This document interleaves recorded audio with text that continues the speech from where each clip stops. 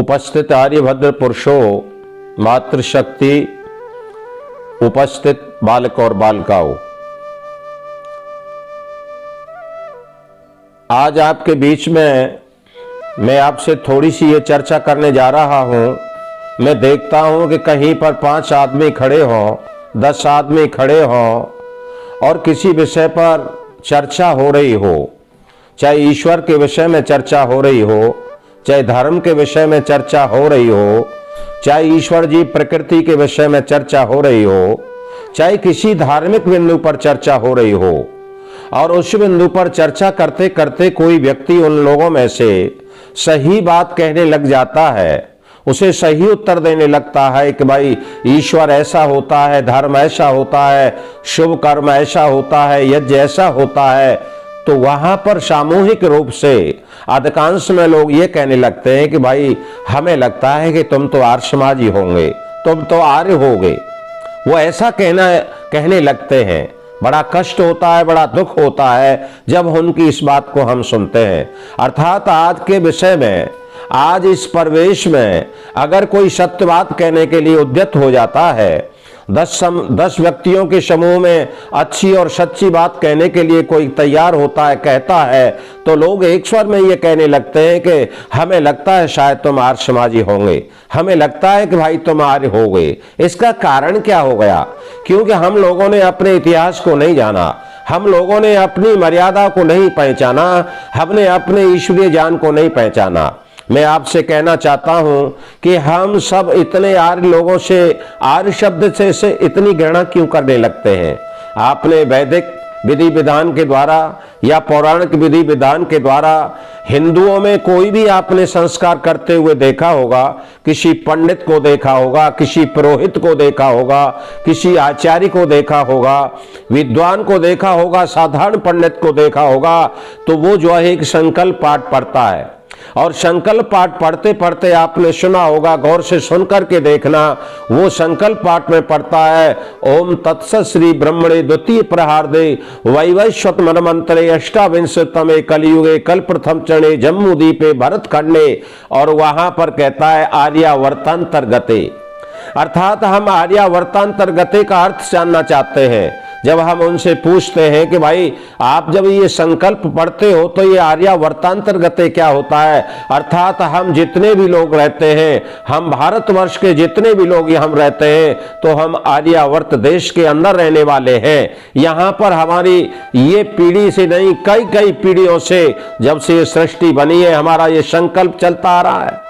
और आज हम ये कह रहे हैं कि तुमको लगता है कि तुम लोग आर्य समाजी होगे, तुम आर्य होगे।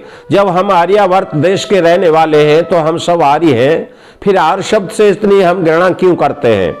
और जब हम ईश्वरीय संविधान वेद से पूछते हैं तो वहां पर ऋग्वेद का एक सूत्र कहता है अहम भूमिम अददाय आर्याय, हे मानव मैंने इस भूमि को, परमेश्वर कहता है, ईश्वर कहता है, अपने वेद के संविधान में कहता है कि मैंने इस भूमि को, मैंने इस संसार को आर्यों को लिए दिया है, और आप लोग इतनी घृणा करने लगते हैं। मैं उन लोगों से पूछना चाहता हूं, मैं उन लोगों से कहना चाहता हूं, मैं उनके सामने एक प्रश्न करता हूं कि संसार का सबसे बड़ा सबसे पहला गृहस्थी कौन हुआ है दुनिया में? एक बहुत गंभीर ये प्रश्न है। मैं आप सबसे पूछना चाहता हूं, आज इतनी बड़ी सभा यहां पर मेरे सामने उपस्थित है, मैं उनसे पूछना चाहता हूं, आप लोग बताइए कि सबसे पहले इस दुनिया का सबसे पहला गृहस्थी कौन हुआ? आप क्या कोई बता सकते हैं? अरे दुनिया के लोगों में आपसे कहना चाहता हूं कि संसार का सबसे पहला गृहस्थी हुआ तो ब्रह्मा हुआ, और ब्रह्मा से पहले अमैथुनी सृष्टि हुआ करती थी, और अमैथुनी सृष्टि के बाद अगर कोई गृहस्थ हुआ तो वो ब्रह्मा हुआ था, और वह ब्रह्मा आर्य था। इसलिए अगर हम ब्रह्मा की संतान हैं तो क्या हम आर्य नहीं हो सकते हैं? आप अपने को महसूस करके देखिए कि अगर आप ब्रह्मा की संतान हैं तो आप अपने को ईमानदारी के साथ आर्य कहने के लिए क्यों तैयार नहीं होते हैं? इसके बाद मैं आपसे पूछना चाहता हूं कि संसार का सबसे पहला राजा कौन हुआ? राजाओं की परंपरा में, राजाओं की श्रृंखला में सबसे पहला राजा कौन हुआ? मैं कहना चाहता हूं इतिहास के आधार पर कि संसार का सबसे पहला राजा मनु हुआ।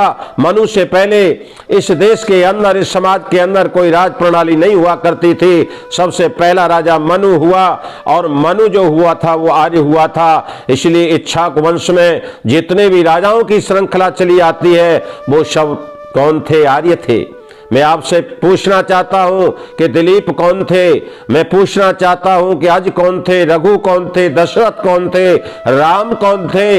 इस श्रृंखला में आप चलते चले जाइए। अगर मैं आपसे पूछना चाहता हूं और बड़े गर्व के साथ कहना चाहता हूं, ब्रह्मा जो हुए वो आर्य थे, मनु जो हुए वो आर्य थे, और दिलीप जो हुए वो आर्य थे, रघु हुए वो आर्य थे, और आज हुए वो आर्य थे, दशरथ हुए वो आर्य थे, राम हुए वो आर्य थे। क्या हम उनकी संतान नहीं है? या तो आप अपना उन्हें पूर्वज मानने से इनकार कर दो। अगर आप उन्हें अपना पूर्वज मानते हो तो फिर आप आर्य हो, आप अनार्य हो नहीं सकते हो। आप हिंदू नहीं हो सकते हो, आप आर्य हो सकते हो। आज मुझे एक शब्द जो है मिलता है और मैं बड़े उसे सोचता हूं, चिंतन करता हूं कि गर्व से कहो कि हम हिंदू हैं, पर हिंदू शब्द हमारे किसी शास्त्र में नहीं मिलता है। आप पूरी रामायण पढ़ के देख लो, आप पूरी गीता पढ़ के देख लो, आप शास्त्रों को पढ़ के देख लो, उपनिषद पढ़ करके देख लो, वेदों को पढ़ करके देख लो, आप किसी शास्त्र को पढ़ करके देख लो, हिंदू शब्द नहीं मिल सकता है। फिर हम गर्व से हिंदू क्यों कहते हैं? मैं कहता हूं गर्व से कहो कि हम आर्य हैं, क्योंकि हम आर्यावर्त देश के रहने वाले हैं और हम सब आर्य हैं। हमारे जितने भी पूर्वज हुए थे वो आर्य हुए थे। आर्य कहते हैं श्रेष्ठ को, आर्य कहते हैं सदाचारी को, आर्य कहते हैं धर्मात्मा को, आर्य कहते हैं जितेंद्रियता को। अर्थात मेरे राम आर्य थे और वो दैनिक जो है यज्ञ करते थे, ईश्वर की पूजा करते थे। आर्य दशरथ थे, रघु थे, अज थे, दिलीप थे, मनु थे और ब्रह्मा थे। भगवान कृष्ण आर्य थे। जितने शिव हुए वो आर्य थे। अर्थात हमारे जितने पूर्वज हुए वो सब आर्य थे। फिर हम क्यों इसलिए कतराने लगते हैं? मैं आपसे एक बात कहना चाहता हूं, हम रावण को कहते हैं रावण पुलिस ऋषि का नाती था। आज हम रावण के पुतले जलाते हैं, आज हम शूर्पणखा के पुतले जलाते हैं और हम राम की जय जयकार करते हैं। हम बड़े गर्व से कहते हैं, परंतु मैं दुनिया के लोगों को कहना चाहता हूं कि रावण जो था और राम जो थे उन दोनों में अंतर क्या था? केवल अंतर आर्य और अनार्य का था। वैसे रावण भी यज्ञ करता था, रावण भी वेदों का जाता था, राम भी शिव का भक्त था, परंतु वह राक्षस की पदवी को क्यों प्राप्त हुआ? क्योंकि रावण जो था शराब पीता था, मांस खाता था और वह व्यभिचार करता था, इसलिए वह अनार्य था। राम सदाचारी थे, संयमी थे, धर्मात्मा थे, भगवान थे। वो दैनिक यज्ञ करते थे, संध्या करते थे, प्रभु भजन करते थे। इसलिए मैं कहना चाहता हूं कि आप रावण की सेना में भर्ती होना चाहते हो या राम की सेना में जाना चाहते हो? मैं आपसे कहना चाहता हूं, आप भगवान कृष्ण की सेना में जाना चाहते हो या आप कंस की सेना में जाना चाहते हो? इसलिए हमें सोचना पड़ेगा, हमें इसके लिए बाध्य होना पड़ेगा कि हमारे देश का नाम आर्यावर्त था और हमारा नाम आर्य है। साथियों, मैं आपसे कहना चाहता हूं, महाभारत काल से पहले अर्थात आज से लगभग 5230 वर्ष पहले की बात मैं आपसे अगर पूछने लग जाऊं तो यहां पर जो है एक ऐसी प्रणाली थी, एक ऐसी वैदिक प्रणाली थी, ऐसा सत्य सनातन, हमारा सत्य सनातन वैदिक जो धर्म था, हमारा सत्य सनातन धर्म कौन सा था? महाभारत से पहले धर्म एक था जिसका नाम सत्य सनातन धर्म था। महाभारत से पहले हमारा एक ही धर्म ग्रंथ था जिसका नाम वेद था और महाभारत से पहले हमारा एक ही नाम था जो आर्य था। महाभारत से पहले हमारा एक ही अभिवादन था जो नमस्ते था। महाभारत से पहले हमारी एक ही भाषा थी जो संस्कृत थी। महाभारत से पहले हमारा एक ही गुरु मंत्र था जो गायत्री था। और इन सप्त सूत्रों में बंधी हुई मानव प्रजा सुख शांति के सागर में नहा करके हिलोरें लिया करती थी। परंतु महाभारत के पश्चात उल्टा काल आ गया, वाम मार्ग आ गया और वाम मार्ग का आचार्य बृहस्पति कहता है, पीत्वा पीत्वा पुनः पीत्वा यावत पतत भूतले पुनरुत्थाय वै पीता पुनर्जन्म न विद्यते। और वो कहता है कि शराब पियो, खूब पियो, इतनी पियो, पीते पीते गिर जाओ, फिर उठो, फिर पियो, और ये पुनर्जन्म दोबारा से नहीं होता है।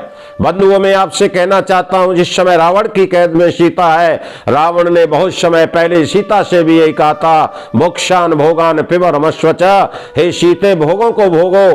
किसने देखा है मरने के बाद परलोक? किसने देखा है पुनर्जन्म? किसने देखा है धर्म और कर्म? इसलिए जो है भोगों को भोगो। परंतु हम कहना चाहते हैं कि ये आर्यों की संस्कृति नहीं है, ये आर्यों की दिनचर्या नहीं है, ये आर्यों का धर्म नहीं है। आर्य तो एक इंटरनेशनल होता है, आर्य तो श्रेष्ठ और सदाचारी होता है। इसलिए हमें आर्य शब्द से कभी घृणा नहीं करनी चाहिए। हमें जो है आर्यों के जीवन व्यतीत करना चाहिए। हनुमान जब सीता की सर्वप्रथम खोज में जाते हैं और वहां पर सीता को पा लेते हैं, तो वहां पर सीता हनुमान से एक प्रश्न करती है। बंधुओं, मैं आपसे कहना चाहता हूं, हनुमान कहते हैं कि मैं राम का भेजा हुआ दूत हूं, मैं आपका पता लगाने के लिए भगवान राम ने मुझे भेजा है, मैं उनका सेवक हूं, मैं उनका दूत हूं। तो वहां पर सीता हनुमान से एक बात कहती है, एक प्रश्न करती है कि मैं कैसे विश्वास करूं कि तुम राम के दूत हो? मैं कैसे विश्वास करूं कि तुमको मेरे पति राम ने भेजा है? तो वहां पर तुम कुछ राम की कुछ विशेषताएं बताओ। सीता क्या कहती है हनुमान से कि तुम कुछ मेरे पति राम की कुछ विशेषताएं बताओ, जिसके कारण मैं ये समझ सकूं कि तुम मेरे पति राम द्वारा भेजे हुए हो। तो वहां पर हनुमान जो है राम की विशेषता बताते हुए कहते हैं, वेद वेदांग तत्वजो धनुर्वेदे च निष्ठता सर्वशास्त्रार्थ तत्वजा स्मृतवान प्रतिभानवान। वहां पर हनुमान क्या कहते हैं, मेरे राम की विशेषता बताते हुए माता सीता से कहते हैं कि वेद वेदांग तत्व, जो राम जो है वेद और वेदांग के तत्वों को जानने वाले हैं, धनुर्वेद में जो है बहुत निपुण हैं और सारी शास्त्रों की दक्षता को जानते हैं। और आगे कहते हैं, आगे चारों भाइयों के प्रकरण में कहते हैं, सर्वे वेद वेदा शूरा, अर्थात चारों भाई वेदों के जाता और शूरवीर थे। इसलिए राम का चरित्र था, सीता माता का चरित्र था, क्योंकि वो आर्य थी और वो नित्य प्रति संध्या करती थी, यज्ञ करती थी। मैं आपको एक प्रसंग और बता देना चाहता हूं। रावण की कैद में रहते हुए सीता, हनुमान जब पहुंचते हैं, पता लगाते हैं और कहीं पर माता सीता नहीं मिल पाती है, तो वहां पर एक उन्हें शुभ जल वाली नदी दिखती है और उस नदी को देख करके हनुमान के मस्तिष्क में एक विचार कौन जाता है और हनुमान सोचने लगते हैं। क्या सोचते हैं जी? हनुमान सोचते हैं कि अगर सीता माता जीवित है और वो यहीं अशोक वाटिका के अंदर है और जीवित है, तो संध्या काल में अर्थात सायंकाल को संध्या करने के लिए जरूर आएंगी। क्योंकि आर्यों की ये दिनचर्या है, जब सूर्य अस्ताचल की ओर जाता है तो आर्य लोग जो है ईश्वर की उपासना करने बैठ जाते हैं, जिसे हम ब्रह्म यज्ञ कहते हैं, संध्या कहते हैं, ईश्वर मिलन कहते हैं। तो वहां पर हनुमान के मस्तिष्क में यह विचार आता है कि सीता जो है आर्य पत्नी है और सीता अगर यहाँ पर है तो संध्या करने के लिए जरूर आएंगी। और वहां पर हनुमान वेट करते हैं, प्रतीक्षा करते हैं, और जैसे ही सायंकाल होती है, राक्षसियों से गिरी हुई सीता माता संध्या करने के लिए उस सब जल वाली नदी के पास आती हैं। मित्रों, मैं कहना चाहता हूं, इसे मैं अपनी ओर से नहीं कह रहा हूं, अगर आप इसका प्रमाण चाहते हैं तो आप वाल्मीकि रामायण उठा करके पढ़िए। वहां पर वाल्मीकि कहते हैं, संध्या काल मनुष्यामा ध्रुमेशत जानकी नदी चेमाम शुभ जलाम संध्यार्थे वर बरणी, अर्थात राक्षसियों से गिरी हुई सीता माता जो है संध्या करने के लिए आती है। तो मैं आपसे पूछना चाहता हूं कि आप सीता की सेना में भर्ती होना चाहते हो या शूर्पणखा की सेना में जाना चाहते हो? शूर्पणखा जो है अनार्य है और माता सीता आर्य है, क्योंकि वो देव पूजा करती है, संध्या करती है, धर्म परायण नारी है, वेदों को पढ़ने वाली है। और आपने आर्यों के बारे में और देखा होगा, जो टीवी पर सीरियल आए, रामायण सीरियल आपने देखा होगा, महाभारत सीरियल आपने देखा होगा, चाणक्य सीरियल आपने देखा होगा, जिसमें एक दूसरे आर्य पुत्र कह करके एक दूसरे को संबोधित करते हैं। इसलिए बंधुओं, मैं कहना चाहता हूं, इसलिए बंधुओं, मैं आपसे अपील करना चाहता हूं कि अगर आप आर्यावर्त देश के रहने वाले हो तो हम और सब आप आर्य हैं और मिलकर के हमें इस आर्य जाति को आगे बढ़ाना पड़ेगा। और हमारे बीच के कालखंड में जो हमारा इतिहास बदल दिया गया और हमको कहा गया कि आर्य तो बाहर से आए थे, आर्य तो द्रवण थे, आर्य तो मांस खाते थे, ऐसे लोगों के मुंह पर तमाचा मारने के लिए हमें आगे निकल करके आना होगा। क्योंकि ये भारत भूमि, ये आर्यावर्त भूमि हमारे लिए दी गई है, क्योंकि भगवान वेद में कहते हैं अहम भूमि अब अददाय आर्याय, इसलिए हम इस पर शासन करने वाले आर्य हैं, आर्य ही रहेंगे और ये आर्यावर्त देश हमारा रहेगा। इन्हीं शब्दों के साथ पुनः पुनः आपका धन्यवाद करता हुआ आपसे अपील करना चाहता हूं कि आप गर्व से कहो कि हम आर्य हैं और अपने आर्य नाम के पीछे आर्य शब्द जरूर लगाओ, क्योंकि हम राम के वंशज हैं, हम कृष्ण के वंशज हैं, हम दशरथ के वंशज हैं, हम रघु के वंशज हैं, हम अज के वंशज हैं, हम दिलीप के वंशज हैं, हम मनु के वंशज हैं और हम ब्रह्मा के वंशज है। बोलो सच्चिदानंद भगवान की जय। आप सभी के लिए सादर प्रेम नमस्ते। ओम शम।